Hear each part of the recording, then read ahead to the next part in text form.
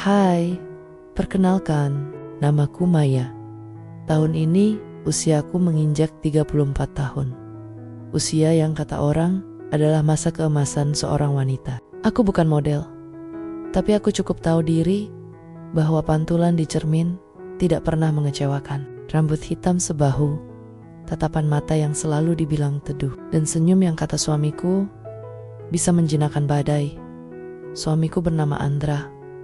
Usianya sekitar 36 tahunan. Dia adalah pria yang aku pilih untuk menghabiskan sisa umurku. Dulu, hidup kami seperti dongeng. Andra adalah sosok yang hangat, ambisius. Kami punya rumah kecil yang nyaman, tawa yang selalu memenuhi ruang tengah, dan rencana-rencana besar tentang masa depan.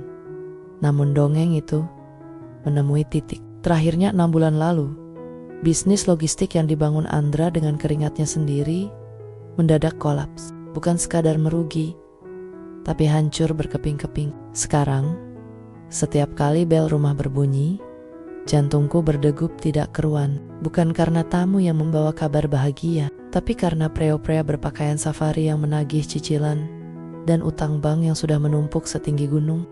Maya, maafkan aku. Itu adalah kalimat yang paling sering aku dengar dari mulut Andra belakangan ini. Dia sering duduk melamun di teras depan, menatap kosong ke arah jalanan. Sementara aku di dapur harus memutar otak bagaimana cara mengolah uang 10.000 rupiah menjadi makanan yang pantas untuk kami berdua. Aku tidak pernah mengeluh. Aku mencintainya. Kesetiaanku padanya sudah kuirarkan di depan. Tuhan, aku rela melepas semua koleksi tas dan perhiasanku ke toko barang bekas demi menutup lubang utang yang tak kunjung penuh. Sampai suatu sore, sebuah surat undangan berwarna hitam elegan dengan tulisan tinta emas terselip di bawah pintu. Di sana tertulis sebuah nama yang membuat jemariku gemetar seketika. Adrian Pratama. Pria itu, nama itu, sosok yang pernah aku tinggalkan dengan luka 10 tahun yang lalu, kini muncul kembali di saat aku sedang berada di titik paling rendah dalam hidupku. Aku menatap pantulanku di cermin sekali lagi. Terlihat lelah, sedikit pucat, tapi tetap cantik. Aku tidak tahu bahwa malam itu adalah terakhir kalinya aku bisa menatap diriku sebagai Maya yang setia sepenuhnya. Karena sebentar lagi, sebuah tawaran akan mengubah segalanya. 1 minggu setelah surat itu datang, aku berdiri di depan sebuah gedung pencakar langit yang seolah-olah menyentuh awan. Dengan blus lama yang kusetrika sehalus mungkin, aku mencoba menelan kegugupanku. Nyonya Maya, Tuan Adrian sudah menunggu di dalam, ucap seorang sekretaris cantik dengan nada bicara yang sangat formal.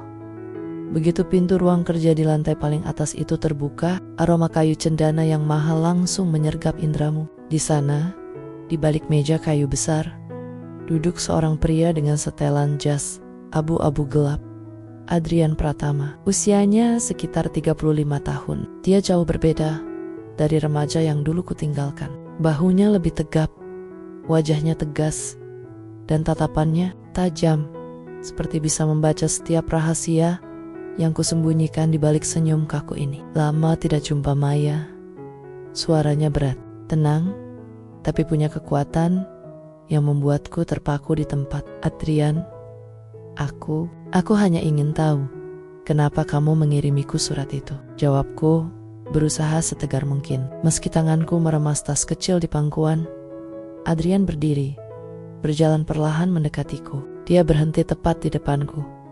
Jaraknya cukup dekat, hingga aku bisa mencium wangi maskulin yang sangat dominan. Ia menyesap kopi hitamnya, lalu meletakkan sebuah map coklat di meja. Aku tahu semuanya Maya, tentang bisnis suamimu yang hancur, tentang rumah kalian yang hampir disita, dan tentang utang miliaran yang membuatmu tidak bisa tidur nyenyak setiap malam. Aku tersentak, rasa malu merayap di dadaku. Ternyata kebanggaan yang kucoba jaga di depan orang lain sudah telanjang di hadapannya. Apa maumu? Tanyaku lirih. Adrian tersenyum tipis, senyum yang sulit diartikan. Aku ingin membantumu. Aku akan melunasi semua angka di dalam map itu hari ini juga. Detik ini juga, napas Kurasa tercekat tanpa syarat. Kamu bukan orang yang memberikan makan siang gratis, Adrian. Dia terkekeh, lalu menatap mataku dalam-dalam. Tentu ada syaratnya. Aku hanya ingin kamu menemaniku setiap jam 7 malam. Hanya 2 jam. Kita akan makan malam, bercerita, dan kamu harus hadir dengan gaun yang aku pilihkan. Hanya itu. Aku tidak percaya.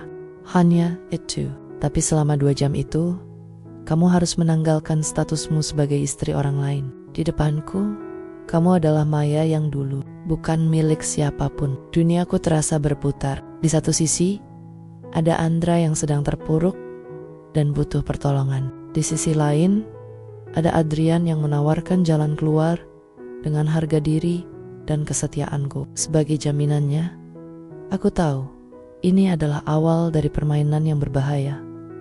Malam itu, aku pulang dengan perasaan yang tidak menentu. Di dalam tasku ada sebuah kartu nama berwarna hitam dan sebuah cek dengan angka yang cukup untuk membuat napasku kembali lega. Tapi beratnya terasa seperti sebongkah batu besar yang menekan dada. Begitu sampai di rumah, aku melihat Andra duduk di meja makan yang remang-remang. Hanya ada 1 piring mie instan yang dibagi 2. Dia tersenyum lesu saat melihatku masuk. Maya, kamu dari mana? Wajahmu pucat sekali, tanyanya sambil mengusap pipiku dengan tangannya yang terasa kasar. Tangan yang dulu halus, namun kini dipenuhi kelelahan. Aku menelan ludah. Inilah saatnya. Aku harus berbohong demi kebaikan. Atau setidaknya, itulah cara otakku mencoba menghibur hati yang merasa bersalah. Mas, aku punya kabar baik. Tadi aku bertemu teman lama yang sekarang punya perusahaan konsultan. Dia menawariku pekerjaan sebagai asisten pribadi untuk proyek malam mereka. Ucapku dengan suara sedikit bergetar. Mata Andra membelalak. Malam? Jam berapa? Jam 7 sampai 9 malam. Gajinya sangat besar, Mas. Bisa untuk mencicil utang bank dan memperbaiki bisnis kamu lagi. Lanjutku, mencoba terdengar sesemangat mungkin. Andra terdiam lama. Dia menatapku dengan tatapan penuh rasa bersalah yang dalam. Harusnya aku yang mencarikan uang untukmu, Maya. Bukan kamu yang kerja sampai malam begini untuk menanggung kesalahanku. Aku memeluknya erat, menyembunyikan wajahku di bahunya agar dia tidak melihat mataku yang mulai berkaca-kaca. Ini hanya sementara, Mas.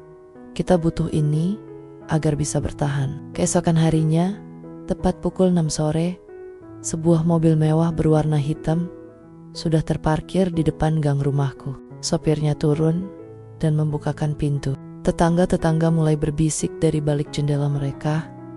Aku mengenakan dress sederhana, tapi di dalam mobil itu sudah ada sebuah kotak besar berisi gaun sutra berwarna merah marun yang sangat indah. Di atasnya ada secari kertas kecil.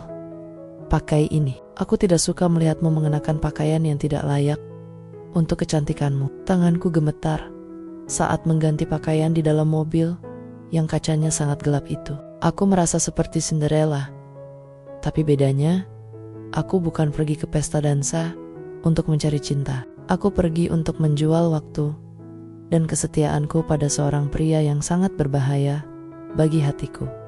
Tepat pukul 7, mobil itu berhenti di depan sebuah restoran fine dining yang sudah dipesan secara pribadi. Hanya ada 1 meja di tengah ruangan dengan lilin yang menyala lembut. Dan di sana, Adrian sudah menunggu. Menatap jam tangannya dengan senyum yang sulit ditebak. Aku melangkah masuk ke dalam restoran itu dengan perasaan yang campur aduk. Gaun merah marun pilihan Adrian terasa begitu pas di tubuhku. Namun, hatiku terasa sangat asing. Setiap langkahku di atas lantai marmer itu seolah bergema, mengingatkanku bahwa aku sedang berada di tempat yang tidak seharusnya. Adrian berdiri saat melihatku mendekat. Dia tidak berkata apa-apa selama beberapa detik, hanya menatapku dari ujung rambut hingga ujung kaki dengan tatapan yang sulit diartikan, antara kagum dan rasa puas yang tersembunyi. Merah ternyata memang warna keberuntunganmu, Maya, ucapnya pelan sambil menarikkan kursi untukku. Aku duduk dengan kaku. Bisa kita mulai? Apa yang harus aku lakukan? Adrian tertawa kecil. Suara tawanya terdengar renyah, namun tetap berwibawa. Mek, kamu terlihat lebih kurus dari terakhir kali kita bertemu. Apa suamimu tidak memberimu makan dengan layak? Kalimat itu terasa seperti cubitan di hatiku. Mas Andra sedang kesulitan Adrian. Kamu tuh. Jangan menghina dia. Aku tidak menghina. Aku hanya menyatakan fakta. Balasnya tenang sambil memotong steak di piringnya. Malam ini, aku hanya ingin bercerita. Ceritakan padaku, apa yang paling kamu rindukan dari hidupmu 10 tahun yang lalu. Percakapan mengalir begitu saja. Awalnya, aku sangat tertutup.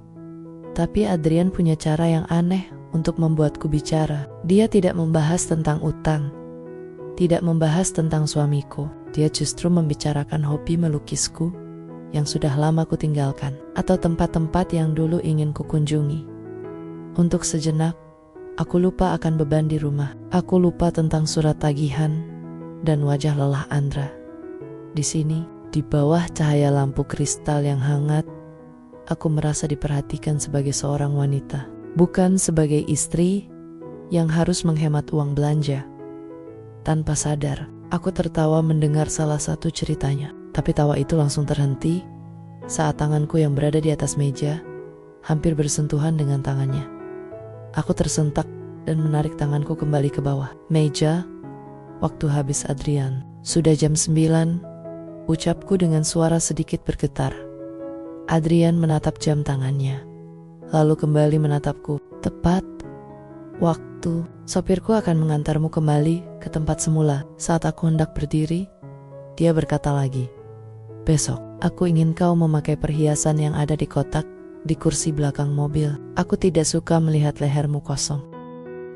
Aku merasa seperti boneka pajangan, tapi boneka yang mulai menikmati perhatian dari pemilik barunya. Saat aku kembali ke rumah dan melihat Andra tertidur di sofa sambil memegang dokumen lamaran kerja, rasa bersalah itu menghantamku jauh lebih keras dari sebelumnya.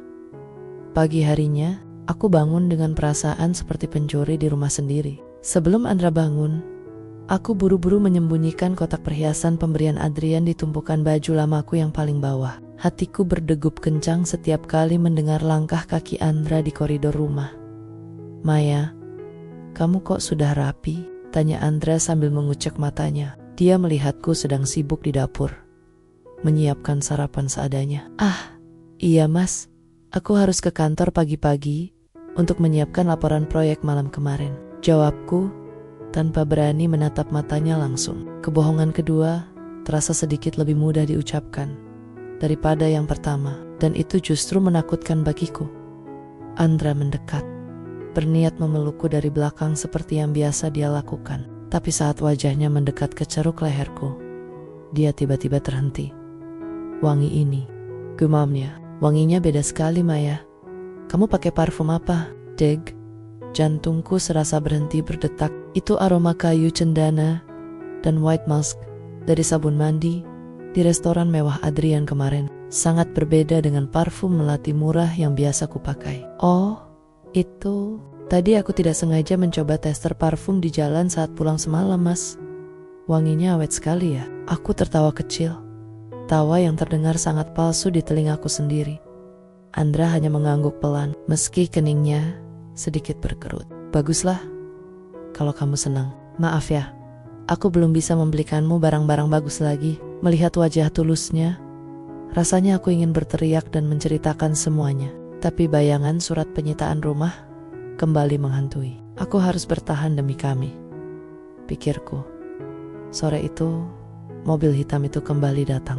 Kali ini, di kursi belakang, ada sebuah kotak beludru kecil. Isinya adalah sebuah kalung emas putih dengan liontin berlian mungil yang sangat indah. Simple, elegan, namun harganya pasti bisa membayar cicilan rumah kami untuk 3 bulan ke depan di restoran. Adrian sudah menungguku dengan senyum tipisnya yang khas. Kamu memakainya, ucapnya puas saat melihat kalung itu melingkar di leherku. Ini hanya karena kamu yang memaksanya, Adrian. Ini tidak berarti apa-apa, tegasku.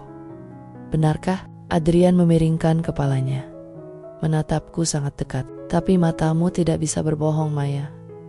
Kamu merindukan hidup seperti ini. Kamu merindukan dirimu yang tidak perlu pusing memikirkan uang. Adrian kemudian mulai menceritakan betapa kerasnya dia bekerja 10 tahun ini hanya untuk bisa berdiri di posisinya sekarang. Dia menceritakan bahwa keberhasilannya tidak ada artinya karena dia kehilangan satu-satunya alasan dia ingin sukses.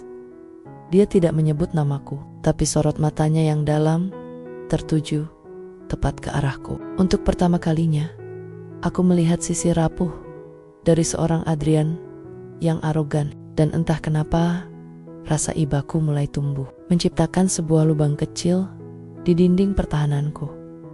Malam itu, restoran terasa lebih sunyi dari biasanya. Hanya ada suara denting sendok yang beradu dengan piring porselen. Adrian tidak banyak bicara. Dia hanya terus menatapku, seolah sedang mencoba memetakan setiap inci perubahan di wajahku selama 10 tahun terakhir. "Kenapa kamu memilih dia, Maya?" tanya Adrian tiba-tiba, memecah keheningan.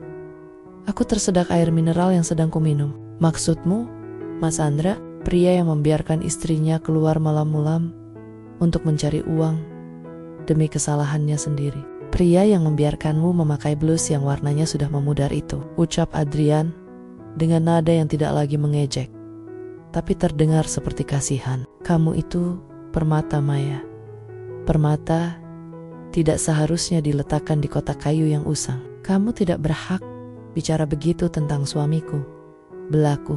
Meski di dalam hati, kata-kata Adrian seperti sembilu yang menyayat. Dia mencintaiku dengan tulus. "Uang bukan segalanya." Adrian tersenyum sinis. Dia mengeluarkan sebuah tablet dari tasnya dan menggeser beberapa foto di layar. Itu adalah foto-foto gedung kantor Andra yang sepi dan beberapa surat teguran dari pengadilan. "Cinta tidak bisa membayar listrik, Maya.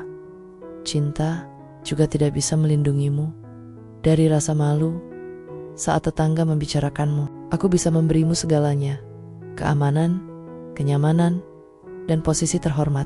Sesuatu yang Andra tidak bisa berikan sampai 10 tahun ke depan." Aku terdiam 1000 bahasa. Ada bagian dari diriku yang ingin marah, tapi bagian lain dari diriku, bagian yang paling manusiawi dan paling lelah, mulai membenarkan ucapannya. Aku lelah menghitung recehan. Aku lelah pura-pura bahagia di depan ibu mertuaku. Sepulangnya dari sana, aku mendapati rumah gelap gulita. Ternyata listrik padam karena kami telat membayar tagihan. Aku masuk ke rumah dengan bantuan senter ponsel. Di sofa, aku melihat Andra tertidur dengan posisi meringkuk. Kedinginan tanpa kipas angin atau AC, aku mendekatinya, berniat menyelimutinya. Namun, saat tanganku menyentuh bahunya, kalung berlian dari Adrian yang masih kupakai tak sengaja terjatuh dari balik kerah. Bajuku dan berkilau terkena cahaya ponsel. Andra terbangun. Dia mengucak matanya dan menatap benda berkilau itu. "Maya, itu apa yang ada di lehermu?" tanyanya dengan suara serak, khas orang baru bangun tidur, tapi penuh nada kebingungan. Jantungku berdegup kencang hingga terasa ketenggorokan. Ini hanya aksesoris kantor, Mas. Peminjaman untuk keperluan branding perusahaan," jawabku dengan suara bergetar.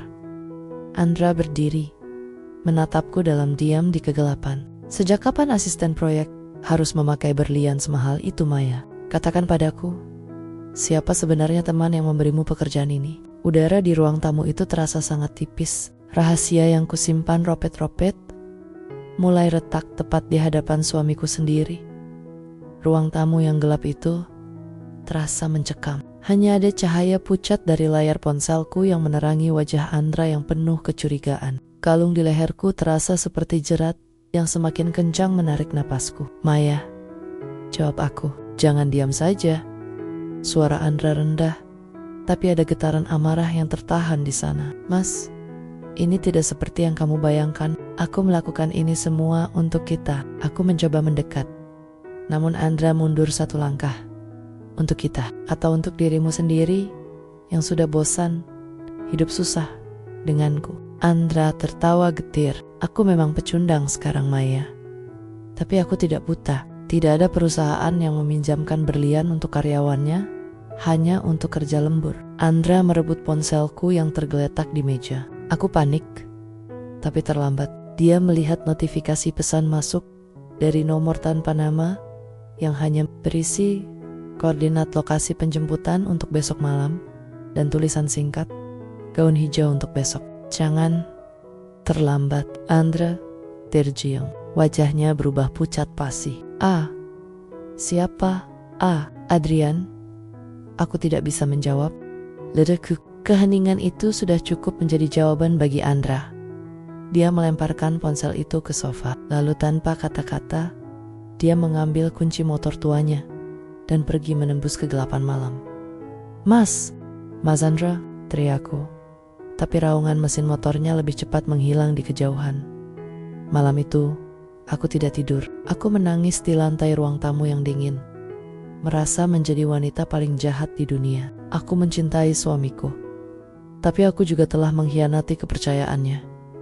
Keesokan harinya, aku tidak pergi kemana-mana. Aku hanya duduk diam di teras, menunggu Andra pulang. Namun, yang datang justru sebuah mobil hitam yang sangat kukenal. Bukan sopirnya yang turun, melainkan Adrian sendiri.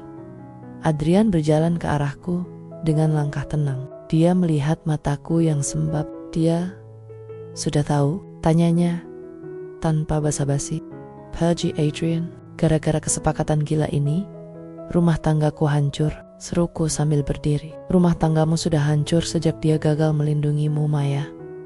Balas Adrian dingin. Ikutlah denganku. Sekarang, biarkan dia menenangkan diri. Kamu butuh tempat yang lebih layak untuk berpikir. Tepat saat itu, motor Andra muncul di ujung gang. Dia berhenti, tepat di belakang mobil mewah Adrian. Andra turun dengan napas terengah-engah. Matanya merah karena tidak tidur, dan amarah yang meluap. Dua pria dalam hidupku kini berdiri berhadapan. Satu pria yang memberiku janji setia, namun sedang terpuruk. Dan satu pria yang memiliki segalanya, dan ingin membeliku dengan hartanya. Udara di depan rumahku terasa membeku. Andra berdiri dengan tangan mengepal, sementara Adrian tetap tenang dengan kedua tangan di saku celananya. Kontras antara keduanya sangat menyakitkan untuk dilihat. Suamiku dengan jaket lusuhnya, dan Adrian dengan segala kemewahannya. Jadi, ini bos yang memberimu pekerjaan itu, Maya. Suara Andra terdengar serak, penuh luka yang tak tertahankan. Andra, aku bisa jelaskan, ucapku mencoba menengahi. Namun Adrian memotongku. Dia melangkah maju, berdiri tepat di depan Andra tanpa rasa takut sedikit pun. Sudahlah, Andra, jangan mempermalukan dirimu lebih jauh. Kamu tahu persis kenapa Maya ada bersamaku. Karena aku bisa memberikan apa yang tidak bisa kamu berikan selama ini. Rasa aman, brengsek. Andra hampir saja maju, tapi dia menahan dirinya. Dia menatapku dengan tatapan yang menghancurkan hatiku. Kamu menjual dirimu padanya, Maya, demi uang, demi utang-utang itu. Tidak, Mas. Tidak seperti itu. Tangisku pecah. Aku hanya menemaninya bicara, hanya makan malam. Aku tidak melakukan apapun yang melanggar janji kita. Adrian tersenyum tipis, sebuah senyum yang sangat kejam di saat seperti ini. Hanya makan malam, katanya. Andra, istrimu memakai gaun jutaan rupiah, perhiasan berlian, dan menikmati hidangan termewah di kota ini, sementara kamu makan mie instan di rumah. Apa kamu pikir hatinya masih milikmu sepenuhnya? Adrian kemudian mengeluarkan sebuah cek dari saku jasnya. Dia meletakkannya di atas jok motor Andra. Itu angka yang cukup untuk melunasi semua utangmu, membeli rumah baru, dan memulai bisnismu lagi. Ambil itu, dan biarkan Maya ikut denganku. Kamu bebas dari beban, dan Maya tidak perlu lagi hidup menderita bersamamu. Adil kan? Aku melihat tangan Andra gemetar hebat. Dia menatap cek itu, lalu menatapku, kemudian menatap Adrian. Hatiku berteriak, berharap Andra akan merobek cek itu dan memelukku. Tapi keheningan yang menyiksa itu berlangsung terlalu lama. Ambil uangnya, Andra, bisik Adrian lagi, seperti iblis yang menawarkan dunia. Buktikan kalau kamu mencintainya dengan cara melepaskannya, agar dia bisa hidup layak. Aku menahan napas. Inilah Saatnya, di ambang batas kesetiaan dan harga diri, aku akan melihat siapa suamiku yang sebenarnya dan seberapa jauh Adrian sanggup membeli hidupku. Detik-detik itu terasa berjalan sangat lambat. Aku menahan napas, menatap tangan Andra yang masih gemetar di dekat cek bernilai miliaran rupiah itu. Adrian berdiri dengan dagu terangkat, seolah dia sudah memenangkan pertandingan ini bahkan sebelum peluit berakhir. Perlahan, Andra meraih cek itu. Hatiku mencelos. Apakah benar-benar sampai di sini saja perjuangan kita, Mas? Tanyaku dalam hati dengan pedih. Namun yang terjadi selanjutnya membuat kami semua terdiam. Andra tidak mengantongi cek itu. Dengan gerakan pelan namun pasti, dia melipat kertas berharga itu menjadi 2, lalu 4, dan dengan sekali sentakan, dia merobeknya menjadi serpihan kecil di depan wajah Adrian. Mungkin aku miskin Adrian, tapi aku tidak sedang menjual istriku. Suara Andra kini tenang, namun sangat dalam. Dia menatapku, matanya berkoka-koka tapi penuh ketegasan. Maya, kalau kamu mau ikut dia karena kamu lelah hidup susah denganku, aku tidak akan menahanmu. Tapi aku tidak akan pernah membiarkan pria ini merasa dia bisa membeli cinta kita dengan secari kertas. Adrian tertegun. Wajahnya yang semula tenang berubah menjadi merah padam. Kesombongannya baru saja dihantam oleh kenyataan bahwa uangnya tidak seberdaya yang ia kira. Kamu bodoh, Andra. Kamu baru saja membuang satu-satunya kesempatanmu untuk selamat. This is Adrian. Aku mungkin selamat dari utang, tapi aku tidak akan selamat dari rasa malu seumur hidupku, balas Andra. Dia kemudian menatapku lagi. Pilihannya sekarang ada padamu, Maya. Aku atau dia. Aku melihat ke arah Adrian, pria yang menawarkan kemewahan dan pelarian. Lalu aku melihat ke arah Andra, pria yang baru saja mempertaruhkan segalanya demi harga dirinya dan cintanya padaku. Pergi, Adrian, ucapku lirih namun tegas. Jangan pernah datang lagi. Aku tidak butuh berlianmu. Aku hanya butuh suamiku. Adrian menatapku dengan tatapan kecewa yang sangat dalam, atau mungkin itu adalah rasa sakit karena ditolak untuk kedua kalinya. Tanpa sepatah kata pun, dia masuk ke mobil mewahnya dan pergi meninggalkan debu yang berterbangan. Namun, kemenangan ini tidak terasa manis. Saat Adrian pergi, Andra tidak langsung memelukku. Dia justru berbalik, masuk ke dalam rumah dan mulai mengemasi beberapa pakaiannya ke dalam tas. Mas, apa yang kamu lakukan? Tanyaku. Panik. Aku butuh waktu, Maya. Aku mencintaimu.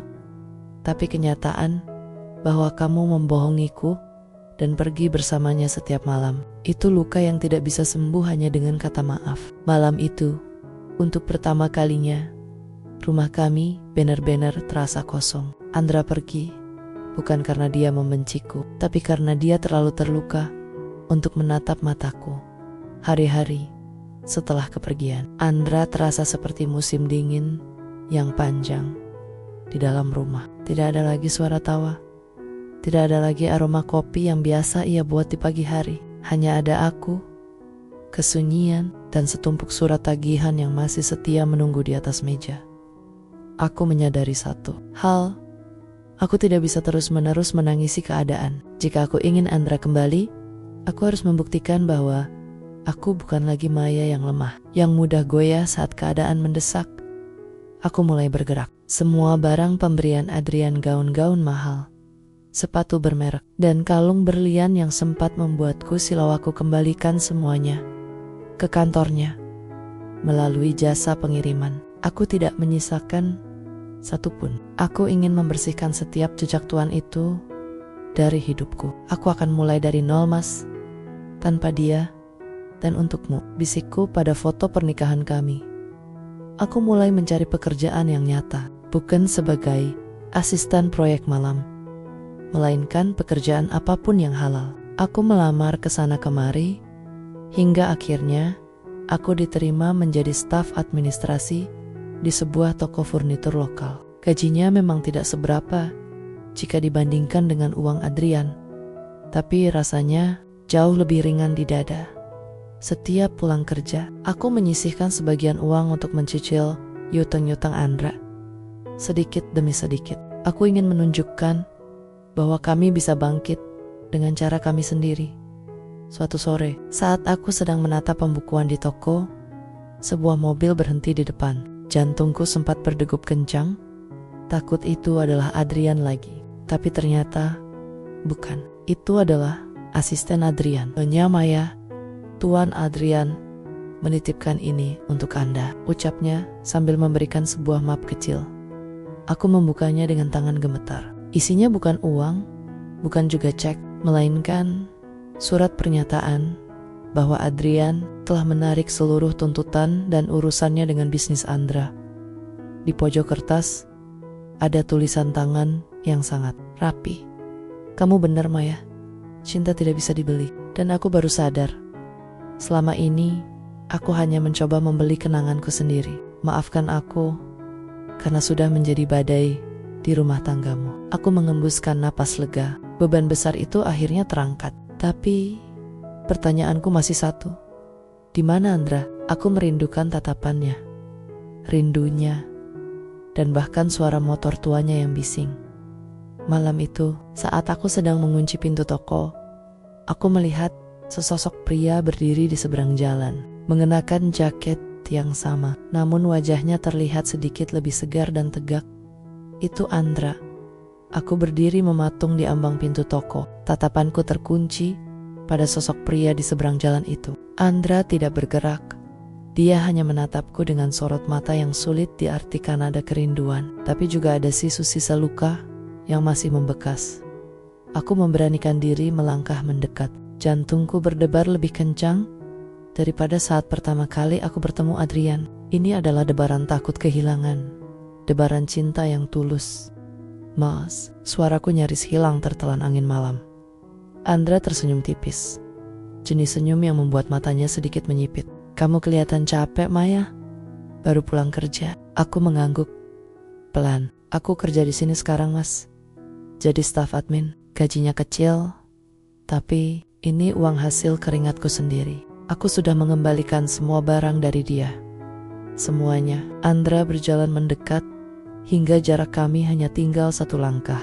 Aroma keringat dan sabun mandi murahnya menguar, aroma yang paling kurindukan di dunia ini. Aroma yang jauh lebih menenangkan daripada parfum mewah manapun. Aku tahu, ucapnya pelan. Aku sering melihatmu dari jauh. Aku melihatmu pulang pergi naik angkot, melihatmu makan bekal di pinggir jalan. Aku ingin sekali lari dan memelukmu, tapi aku harus memastikan satu hal. Apa, Mas? Aku harus memastikan kalau aku sudah memaafkan diriku sendiri karena gagal menjagamu, dan memaafkanmu karena sempat menyerah pada keadaan. Andra menghela napas panjang. Dia meraih jemariku, menggenggamnya erat. Aku bekerja di bengkel teman di luar kota selama ini, nabung sedikit demi sedikit untuk kita. Air mataku jatuh tanpa bisa dibendung lagi. Ternyata selama ini kami sama-sama berjuang untuk kembali ke titik yang sama. Aku minta maaf, Mas. Aku salah karena tidak jujur dari awal. Aku pikir uang bisa menyelesaikan segalanya, tapi ternyata rahasia justru menghancurkan kita. Tangisku pecah di dadanya. Andra memelukku erat, membiarkan bajunya basah oleh air mataku. Kita mulai dari awal ya, tanpa ada tuan-tuan kaya, tanpa ada rahasia, hanya aku, kamu, dan perjuangan kita. Di bawah lampu jalan yang temaram, aku merasa dunia kembali berputar pada porosnya. Tapi kami tahu, ini baru awal dari perjalanan panjang untuk membangun kembali kepercayaan yang sempat retak. Kami butuh waktu untuk benar-benar sembuh. 6 bulan telah berlalu sejak malam di depan toko furnitur itu. Hidup kami tidak mendadak jadi bergelimang harta, tapi ada sesuatu yang jauh lebih berharga di dalam rumah kami sekarang. Ketenangan pagi ini. Sinar matahari masuk melalui celah gorden kamar kami yang sederhana. Aku terbangun bukan karena alarm, tapi karena aroma kopi tubruk yang menyengat dan suara sutil yang beradu dengan wajan di dapur.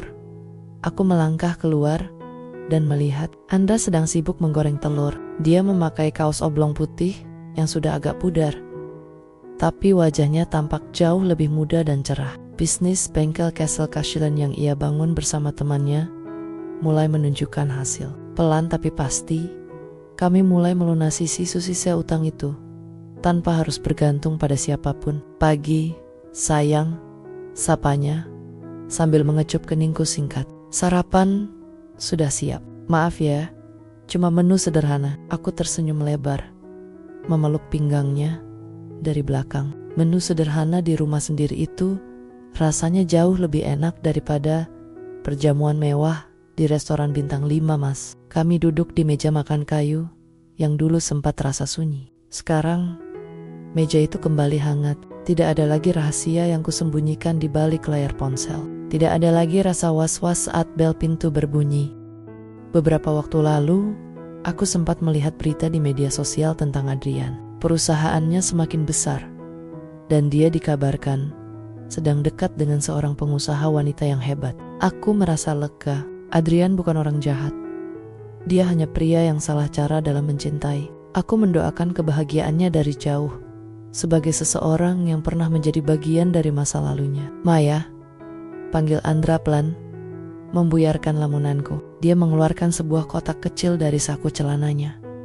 Jantungku berdegup. Kali ini bukan berlian besar yang silau, melainkan sebuah cincin emas polos yang sangat cantik. Ini bukan emas putih mahal seperti yang pernah kamu pakai dulu, tapi ini aku beli dari hasil lemburku selama 3 bulan ini. Aku ingin kita memperbarui janji kita tanpa ada tuan atau siapapun di antara kita. Kamu mau kan tetap menua bersamaku? Aku mengangguk perlahan, membiarkan Andra menyematkan cincin itu di jariku. Cincin ini terasa ringan, tapi maknanya jauh lebih berat dari semua harta yang pernah ditawarkan padaku. Aku belajar satu hal yang sangat berharga.